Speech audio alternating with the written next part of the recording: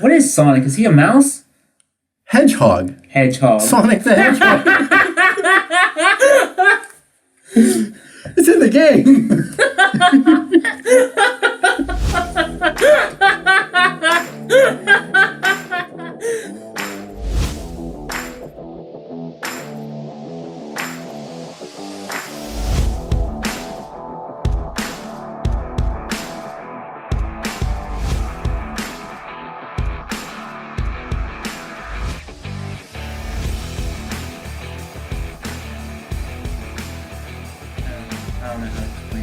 Did you see Eminem at the Grammys? Yeah. So did everybody else. No, it wasn't the Grammys. It was the Oscars. The Oscars, yeah. Yeah, did you see him at the Oscars? Yeah. Yeah. I was watching the Oscars and I glanced up. I wasn't paying attention, but I was like, what's Eminem doing here? And then I rewound on my TV and I saw that they were celebrating like how music changes movies, especially a song can change a movie. Movie can make the song can make the movie. They were doing like the Dirty Dancing song and a bunch of others. And then so that's why. Yeah. Because that made no sense. It still made no sense because that movie came out like 18 years ago. Mm-hmm. Wow. That was a long time ago. Yeah. Brittany Murphy was still alive. That she was. Yeah. Yeah. And her boyfriend was still alive. Oh, yeah. Another thing that was kind of odd. I've never been to like a rap concert or anything, but he kind of was like going over top of a track, and yeah, it was pretty obvious, and he was kind of like half there. You know, like he's past his prime, and I know he puts a lot performance-wise. He might be past his prime. I know he puts a lot of words into his raps, but like you know, I don't know why I said it like that.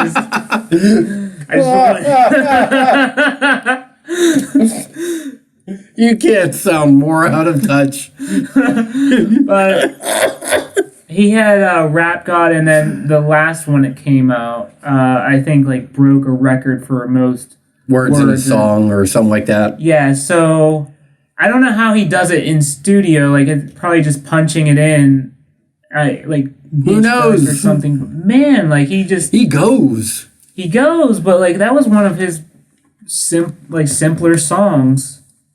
Yeah, he just kept going, and what was it? The woman from Menzel, she's like looking terrified as she's like watching him rap and all that. And there's a few that were enjoying, but a lot of people are like, "What? Why does this man hate us?" Right? It was a good show. It's hard to not come off. And it's sad because angry. It's sad because it's a fantastic song. It really is. It's a generational song. Uh-huh. You can make the argument that song's going to be remembered for decades after this. And the fact that I don't know. Yeah. I don't know. It didn't match. It didn't match the Oscars. I enjoyed the Oscars. Did you see Joaquin Phoenix's? Yeah. Yeah. But he was fucking great. Yeah, you think so? Oh yeah. I love that he's like. He was brutally honest too. He's like, this is the hill I'm gonna die on. It was the hill. He was doing that every acceptance speech this year. Whatever, every award he won, he had something different to say, but it was very much just like, this is what I'm saying, and I'm not stopping. I'm gonna send it to you this morning, but he rescued a calf, like a small calf. Yeah. And he's just, I like that he's, I watched his documentary on the,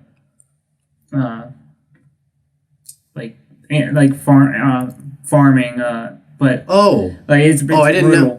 Oh yeah, I thought you were talking about like his documentary where it followed him when he was going through his troubled years. Remember? Oh, he had one? I remember like he went on David Letterman. He was a mess. Yeah, I did see that. Yeah, I remember you watching that. I remember texting you that day. I'm like, look at David Letterman. And you're like, what? I'm like, Joaquin Phoenix is like, just what's going on? Yeah. Even David Letterman was annoyed, more so than usual. I know. But he did a documentary. He narrated the documentary. Yeah, on like the slaughterhouses and all that. It is hard to watch. I imagine. Yeah. I don't want to watch.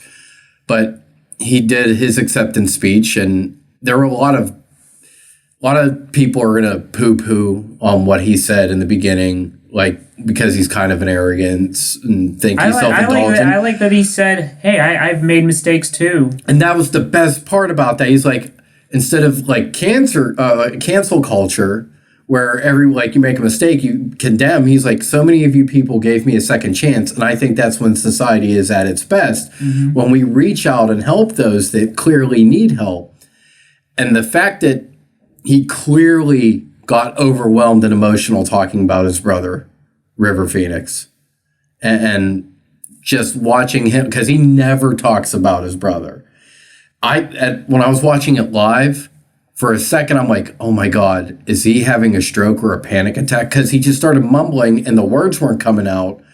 And he's very introverted. And I'm like cringeworthy, but at the same time, I was like, oh no, like, this is something that's actually like something's going to happen. Finally, he was able to spit out, like, my brother wrote this lyric that how, like, you rescue people when you go to rescue people, you rescue with love or something like that. And it was a nice, loving tribute to his brother. And the fact that he finally, in a way, measured up to his big brother, because his big brother is, you remember that Family Guy joke that they did?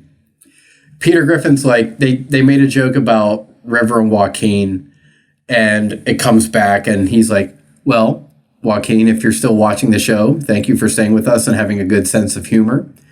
Because the end of the clip is like, it had Richard Dreyfuss. It was a Halloween like type of special where they were doing Stephen King stories. So they did Stand By Me. Mm-hmm. And Richard Dreyfuss was narrating the actual episode. And they go, it says like, and then River Phoenix passed away. And now we're left with a like hair-lipped reminder of what could have been. And it shows the picture of Joaquin Phoenix. And it's like, wah, wah, wah. Music. And the joke was like, if you're still with us, Joaquin, thanks for being a good sport. But because he's constantly lived in that shadow, mm-hmm. and acting-wise, he's kind of lived in that shadow. Although the last decade, he's been really doing phenomenal performances for 2 decades now. Yeah. And the fact that he finally got his due with Joker, oh my God, with Joker, we saw that movie was fantastic. Or at least the performances were outstanding. So it was nice to see him get his due and say something, like you said, he died on a hill. He's taking his fame and, this is something he's passionate about, and that's awesome. It's a platform. It's bringing, He's just saying, like, hey, we can all be better.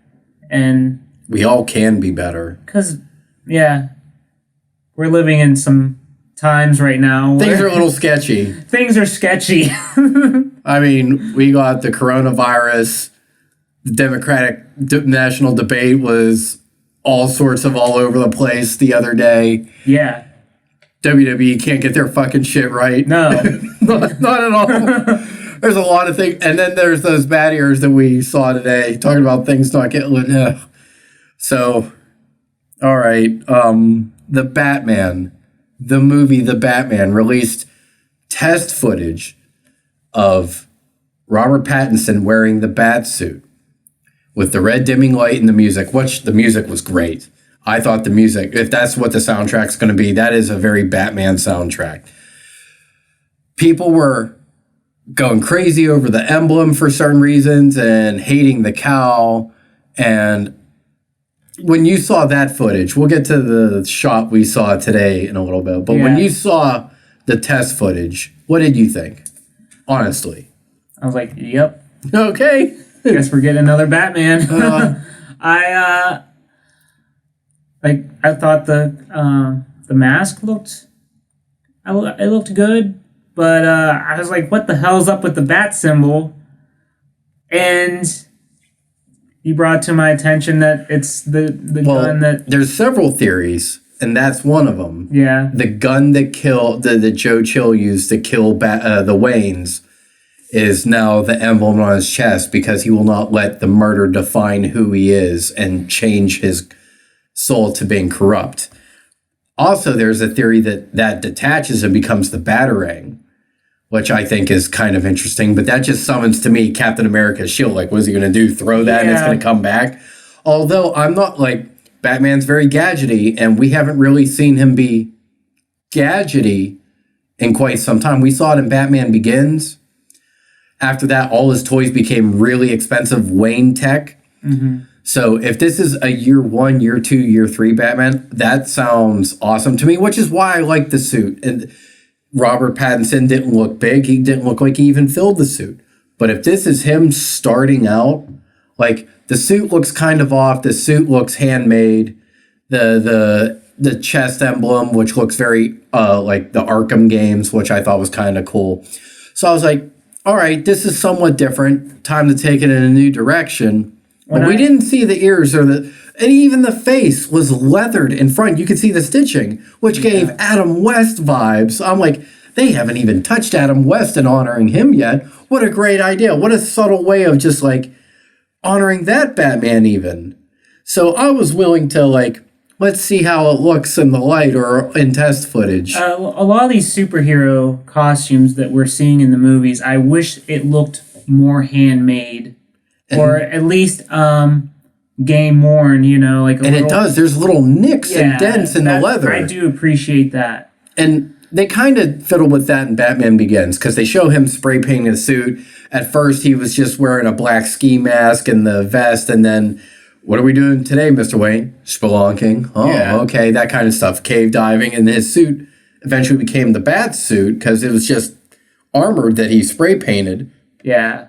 But I like the idea. If this is going to be like a real Detective Comics Batman film, The Batman, I expect it to be gritty and dark and imperfect. And seeing an imperfect suit is what I'm looking for.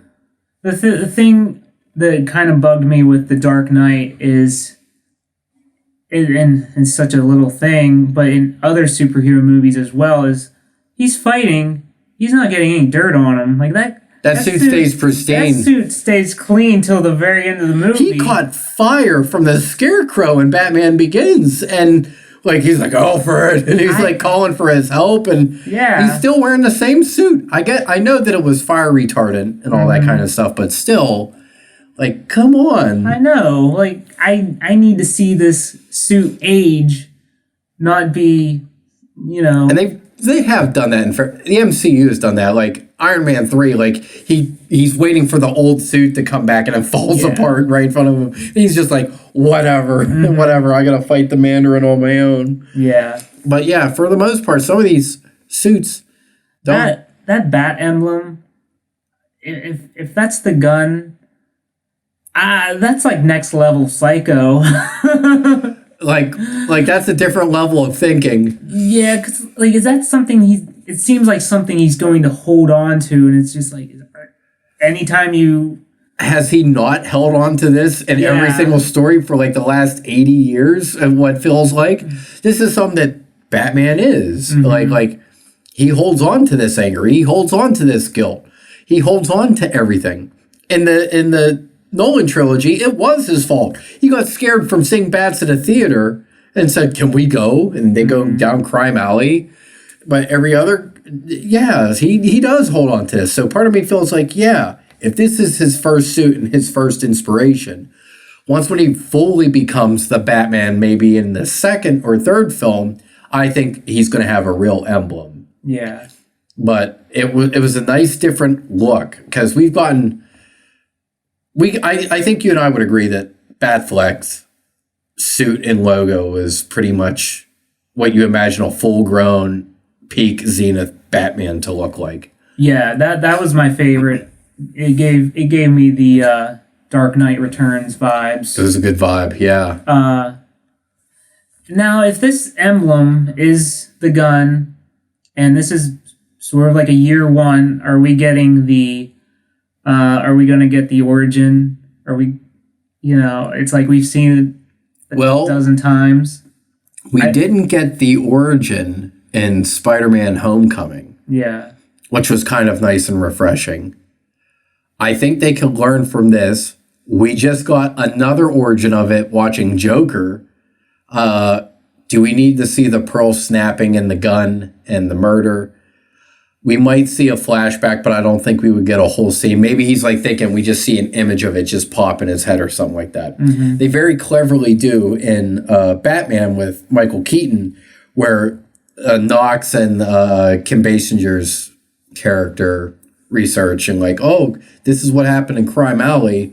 Like nobody knew that that Bruce Wayne's parents were shot. It's like they discovered that. Mm-hmm. Whereas in Nolan's movies, that was like news. Like the reporters are at the police store and all that kind of stuff. And you see Gary Oldman put the code on young Bruce Wayne saying which by the end of that trilogy, that gets me emotionally, like that tears me up a little bit. Yeah. Where don't the people deserve to know who you are? And I'm going to struggle saying it, but like, he's just like, anybody can be a hero, even if it's just something as simple as putting a coat around a boy to let him know that his world hadn't ended. That's an emotional moment. And I don't know if you're ever going to top that in another Batman story again. I like who they got to play Commissioner Gordon in this film. It's he's in Westworld. He was in the To Kill a Mockingbird, the Hunger Games movies, but they're got a different direction with Jim Gordon.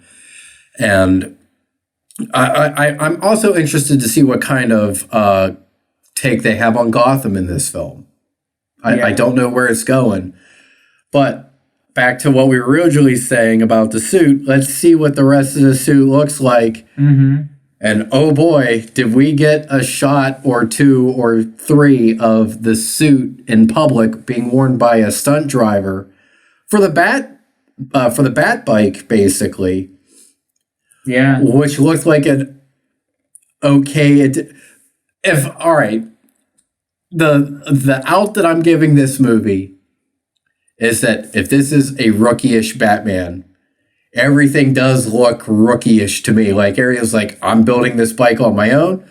I'm making this suit on my own. And this is nothing looks refined in the least bit. I'm not wearing hockey pads. Well, it kind of looks like you are wearing hockey pads. That's what it looks like, but I'm willing, they got a killer cast in this movie, so I'm willing to give it a shot. There's like 5 villains in this film, so which makes me theorize that I'm imagining that maybe a lot of these villains are in Arkham Asylum already. Mm. And he's trying to solve a case that involves maybe Hush. And Hush has dealt with each of these victims, or not each of these villains, and he's going to each villain for clues. Or maybe it's the Joker, or maybe it's Deathstroke. It could be a different villain that we haven't seen, a different main villain. So I think we might get a Two-Face, or we're definitely getting Penguin. We're definitely getting the Riddler. We're getting Catwoman. So part of me feels like he's going to be doing some real hardcore detective work in this movie. That'd be cool, because, I don't know, we don't get a whole lot of detective work and the gadgets. Some of the things that make up Batman. Which would make me think that the chest plate, if it is a gadget of some kind, whether it's a weapon or a tool, or if it's just as simplistic as the logo. Yeah. I'm eager to see what goes on for this film. Mm-hmm. But those ears. Talk to me about the cow. Come on, man. Like, you just kind of poo-pooed it a little bit. No, now it's time for you to take the rest of the shit. It's all right. Yeah. Hey, this is a DC movie. It's guaranteed to be good. Yeah. I remember being so fucking excited for Batman v Superman, even though I knew, I'm like, I wish we would have gotten Batman younger. But this is the route they were taking. Here's what I was thinking. That when that was announced, I was disappointed because I was like, I want a Batman movie. You did Man of Steel, do The Dark Knight or something like that. I need more than this. Or do the Batman. Yeah. Don't introduce the Batman in this film. But regardless, Zack Snyder decided to release the greatest short film ever in a 3-minute trailer, which got everybody hyped up. And then he did the second trailer, which revealed Doomsday And I'm like, huh. Yeah. And there were elements when we were watching. I remember looking at you. When the Flash first appeared, I'm like, oh my God, this is happening. And then he starts killing people, and we got everything all at once. right? And not the Peter Parker way that we saw in Far From Home, where they just threw the kitchen sink at him. Mm-hmm. At the last two, a movie that was heisted by itself in the mid-credits scene. Like, oh, by the way, Peter Parker is Spider-Man. Take care. We're not going to know what the rest of that story looks. We just got straight Batman. We got a straight older Batman that never once interacted with the Joker in any of those films. We never saw the Joker and Batman meet. A lot of lost opportunity. Marvel does it the smart way. They do. Where they give you something like that, like Peter Parker. Hey, I'm Spider-Man, and that's your tease. Like, oh shit, we're ending on that note. Batman v Superman. Superman's dead. We see some dirt rising. But then you ruin it by showing the dirt rising. It's like, okay, well, you already kind of spoiled it. We're going to get Superman. I feel like we got 3 or 4 different stories in one movie, and it wasn't a complete vision. That could have easily been taken out. As we've been talking, I've been slouching more and more as we've been doing this because my depression is setting in. The Snyderverse is weighing on you now. It is, because we never got Green Lantern. We never saw the Joker and Batman meet.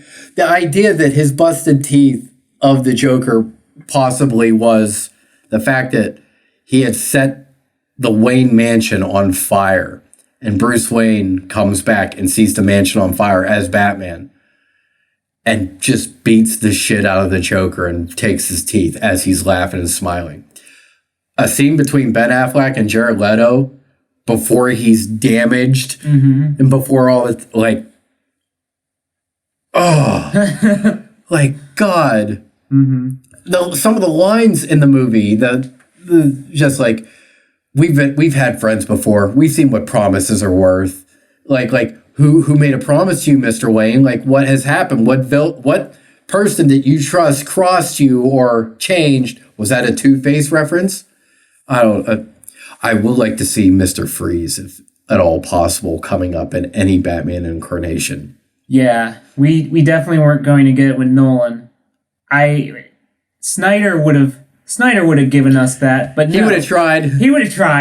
Well, we'll never know. They didn't release the Snyder Cut. We didn't see where that vision was going. Like one more movie, and we would have got all the Batman villains, I'm sure. I'm sure we got Nightwing. We would have gotten Dick Grayson, Jason Todd. We would have gotten the girl Robin. What's her name again? Would have gotten what was it, Batmite or whatever? We would have gotten everything. Lego Batman would have popped up. Maybe they'll get to Mr. Freeze. That would be the story. They could do just a Mr. Freeze movie in the way if you did Joker, you could do Mr. Freeze, and that would be beautiful. And you could still put Batman in that movie as the secondary character. Yeah, he could weave in and out of the story as Batman does. If you are have the perspective of the villain, Batman literally shows up out of nowhere. You don't see who he is. He does what he does. He either arrests you or you run away or whatever it is. But that's how so that would be an excellent perspective. Yeah. That would be an excellent idea for a movie. Because, like, Mr. Freeze, like, he's just doing this to save his wife. Right? Out of love. And to see his perspective on things, I think that would be... Most villains don't see themselves as the villain. Yeah. And that is the perfect idea, that other people would have a perspective that he does have a heart of ice when really he's just trying to save the one he loves. Mm-hmm. Just going for what the only thing he ever wanted, and the fact that he can't have, and just trying to save her, bring her back. And he's a genius too. He's a smart man. That would be an excellent solo story. And that's possibly the idea that DC is going to do now. They might start doing these solo movies where nothing intertwines with each other, but maybe we got this incarnation of the Joker. Maybe we'll get this incarnation of Poison Ivy. Who knows what comes up? One could argue that we've gotten almost too many Batman movies, and really we should just like the villains and not one story. Right? The villains are what make him great, and we already, the best rogues gallery. We right? already know his initiative, like why he goes out there at night, but we're not getting enough story from the villains. Do you think they always just seem like side characters? They'll never do it. But do you think at this point Batman should be a miniseries or a television show? In the style of The Mandalorian, where you do a 6 or 8 episode season. Where you have... But they already kind of did it with Gotham, but I'm talking about something small and contained. Yeah. Because the cinematic universe is... Not universe, but the cinematic portrayal is now being done in its 80s, 90s... He's been done in like 6 decades. It's time that maybe he needs a break from the big screen. Yeah, that's why. That's why when I saw the test footage, I'm just like, I just got a Batman movie a few years ago, like, and where is this going to take me? Are we just going to get 2 movies and that's it? Like, what are you? Because I haven't seen anything from DC to promise me, like, hey, we're going to give you the very best. We're going to give you a beginning, a middle, and an end. We haven't gotten that, since Nolan. So I'm just like... it looked like it was going to work out for Superman, and then all of a sudden, like, it just didn't. No. It's like, no, can't. Superman's not. And I thought I thought he was the best cast Superman. Henry Cavill... Yeah.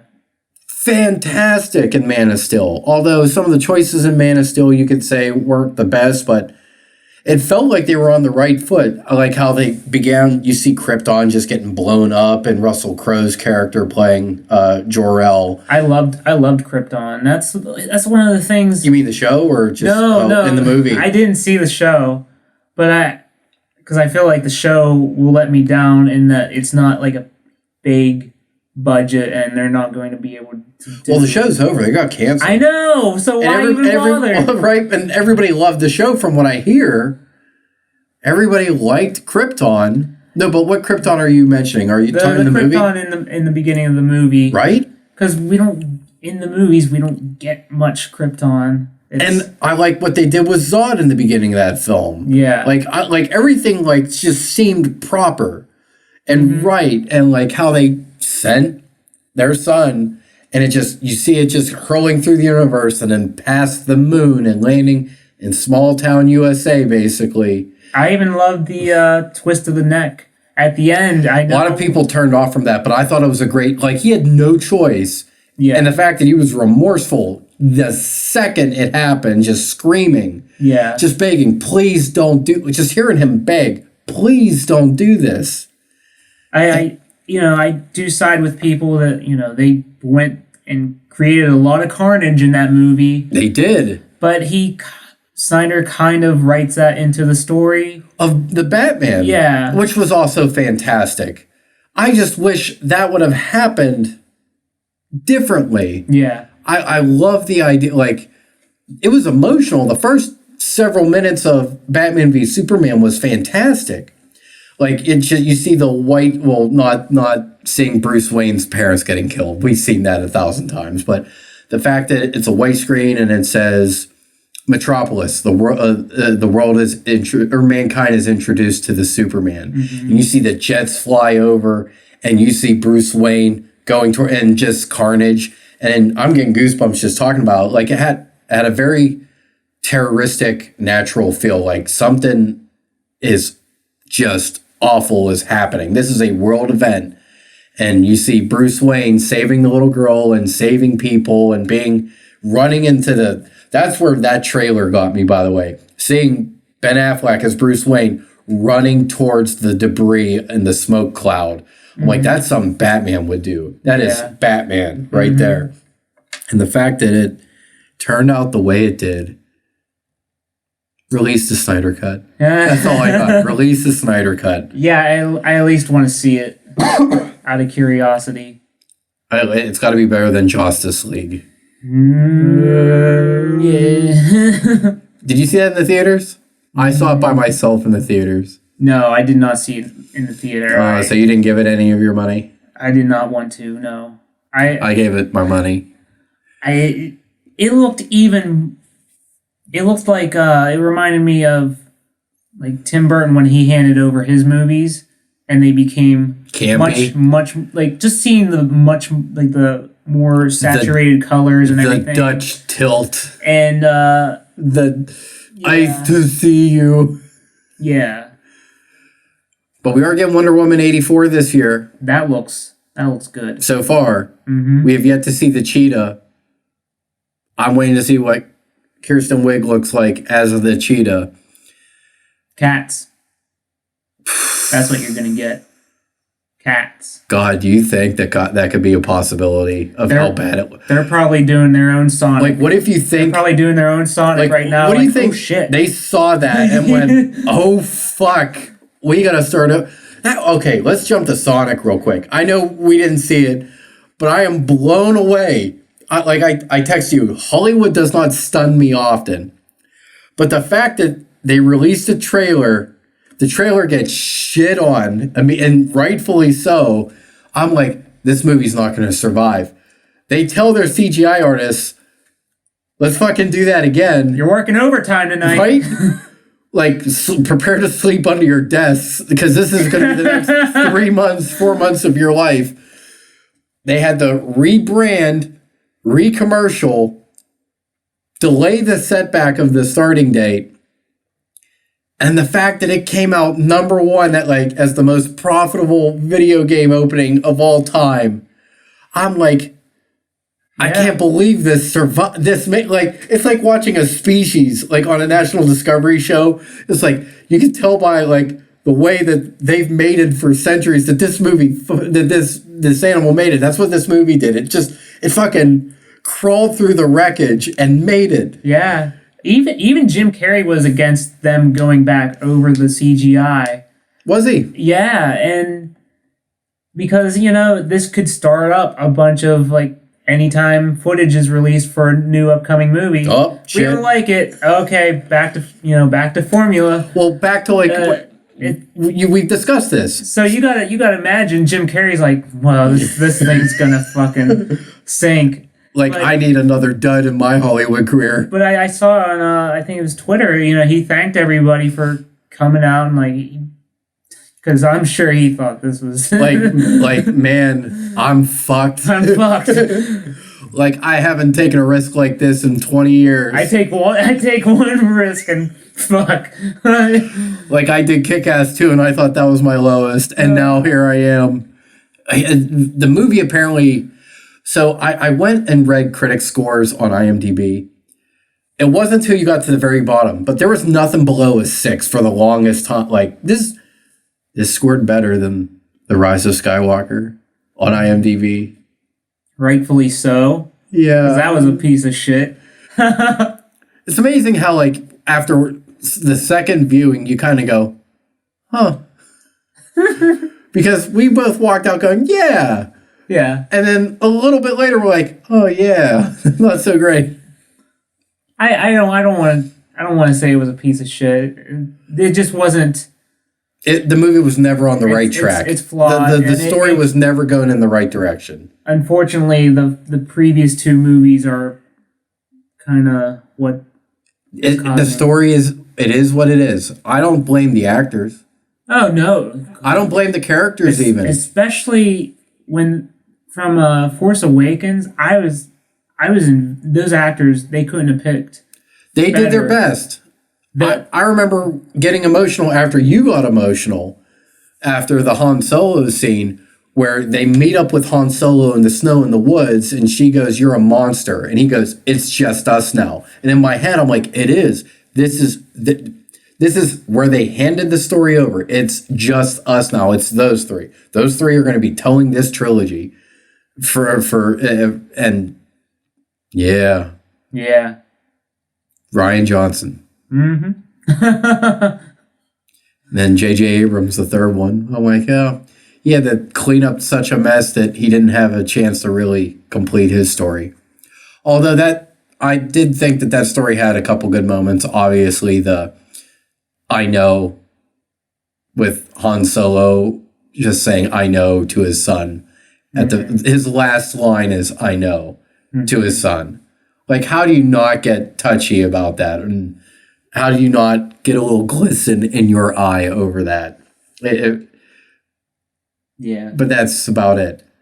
In the time where you just had the Avengers have the greatest end to everything, where you see all the heroes come together, you couldn't somehow pay the 5 or 6 actors that were in the previous films to come back and show up. Like, I know Hayden Christensen gets a lot of heat, but I think the fan base would be very forgiving if he had a cameo in that movie. A lot of people were complaining that it should have been him instead of Han Solo. It should have been Anakin Skywalker, grandfather to grandson, like, hey, you're going down the wrong path. But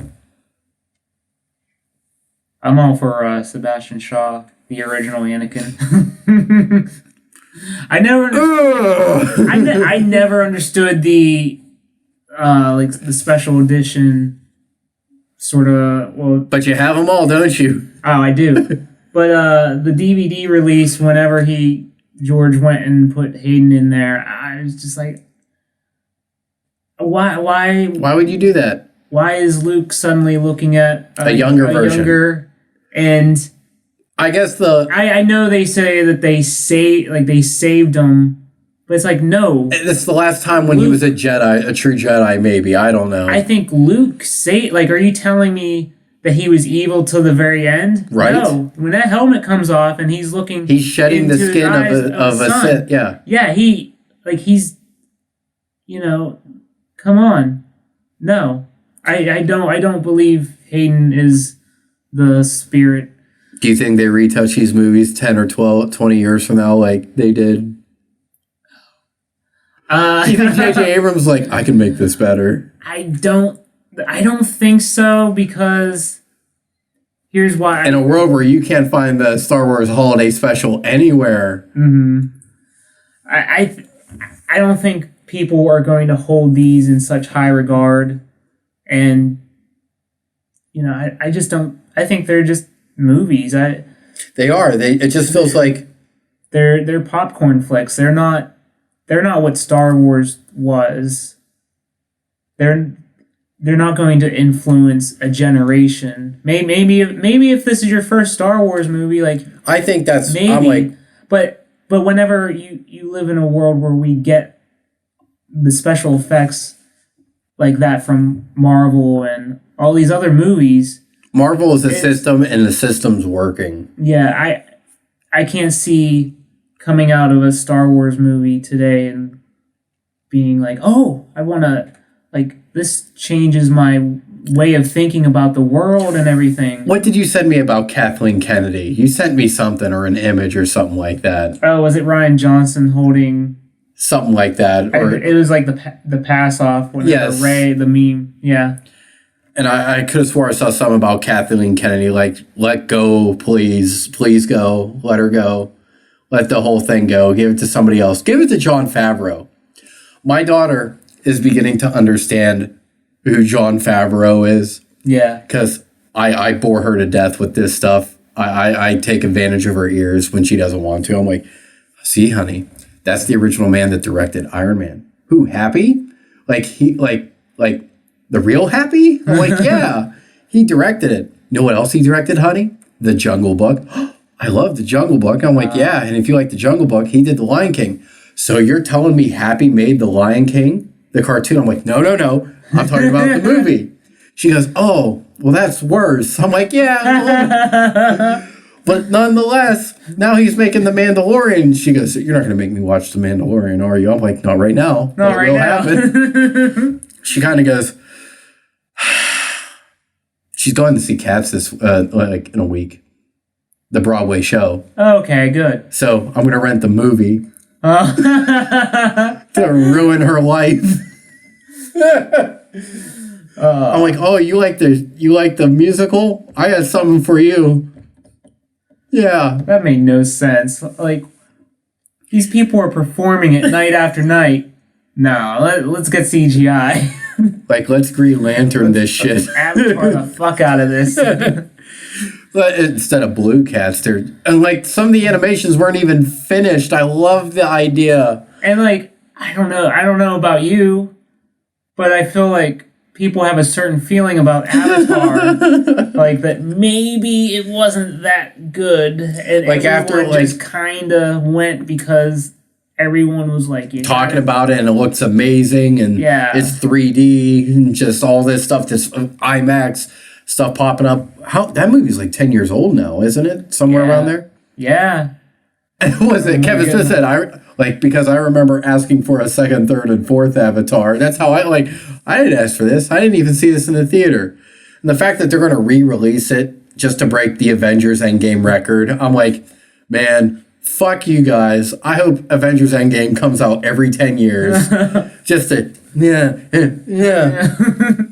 Marvel's going to, like, what Kevin Feige, as respectful as he was like, James Cameron thanked us. It's so great. I know he's going to get that record back any year now, but it's fine. We're just happy and proud of the product we put out and glad that all of you guys like it. And by the way, here's Phase 4. Yeah. I'm like, here, that's the guy that's got his shit together. Mm-hmm. DC could use one of those kind of guys. Yeah. Star Wars could use one of those kind of guys. John Favreau. But yeah. But yeah, I'm like, yeah, daughter, this is the godfather of the MCU. She goes, I thought Stan Lee was I'm like, yes, Stan Lee is. he's like he's like Jesus. Mm-hmm. It's like, oh. So does it mean I'm going to see Jesus? Or is Jesus and Stan Lee sitting together? I'm like, you never know. You never know. Heaven could be very great. Have you never faith, know. my child. Yes, right? Believe in the system. Believe in it all. But yeah, who knows? Who knows what we'll get out of any of these things we're talking about. I back to being the Batman. I hope it's good. We'll see. I'm Tim. I'm getting out of here. I'm Jeff. Have a good day. I don't want to be here anymore. Yeah. It's getting late. Bye. Hello guys, I'm Jeff. Thanks for tuning in. If you like what you saw, hit that thumbs up button. If you want to see some more of this, subscribe to our channel. Until next time, check you later.